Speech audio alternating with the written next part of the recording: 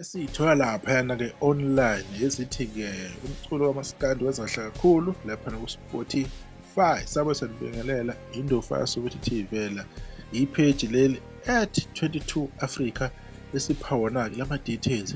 Bathi ubani-ke umuntu encane lo, bathi album yakhe-ke isikwazi ukuthi-ke ishaye 1.6 million evikini lesihlanu, week number 5 lapha ku-Spotify.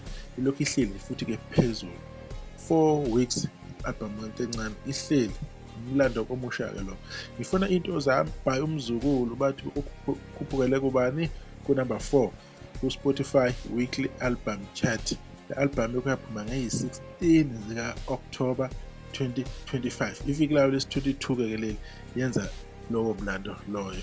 Okunye-ke okuvelileke ukuthi yena-ke umzukulu is the first time selokhu akhipha album yakhe ukuthi i-album yakhe ithole less than 1 million ngeviki elilodwa. Umlando ongaka bafowethu, ngani zakwethu, i-album yashaya-ke u-30 million streams nge-90 days.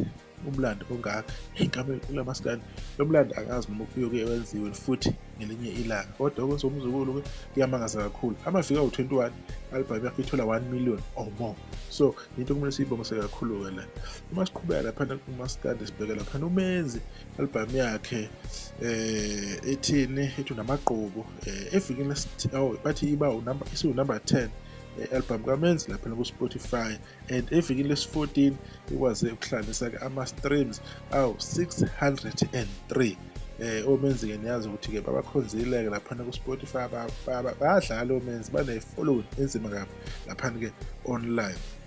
Ufeza-ke ngani zakwethu-ke njengoba nazi ukuthi yena-ke omunye-ke obesanda-ke kuhlanganisa-ke i-1 million streams esikhathini esingangenyanga edlule, kodwa kube ukuthi yena-ke useshaye 1.5 million wama-listeners ku-Spotify. Okokuqala lokho ukuthi akwenzeke empilweni yakhe. Bathi ungumaskandi wesibili ukuthi adlule ku-1.5 million.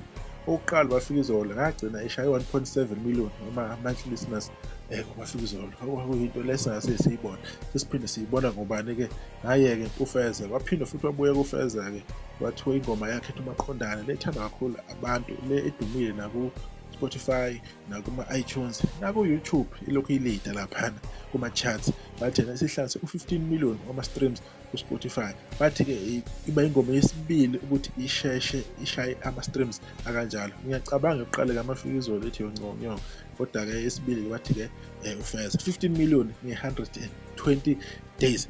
Lokho ingazi ukuthi sifuna ukuveza njengamanje-ke ukuthi sibheke laphana-ke online ukuthi yena umaskandi wenzakala kanjani. Siyibona kakhulu lezi nsizwa umaskandi uhamba phambili, and yiwo lo maskandi loyo odlisayo-ke online. Asazi ukuthi yena-ke imiphi imilando ezolandela ey'nsukwini eyizayo-ke sobona khona lapha kwi-channel yethu ukuthi sizobuya nalowo mlando loyo, maybe after a week, maybe after 2 weeks, asazi, depending ukuthi yena sesithule isikhathi singakanani, kodwa siyavela nje kancane kancane sizonitshela ukuthi hhayi sekwenzeke lokhu, ubani usenze lokhu, ukuze singasali sazi ukuthi yena izinto ezinhle-ke ziyenzeka lapha kumaskandi. Sale kahle.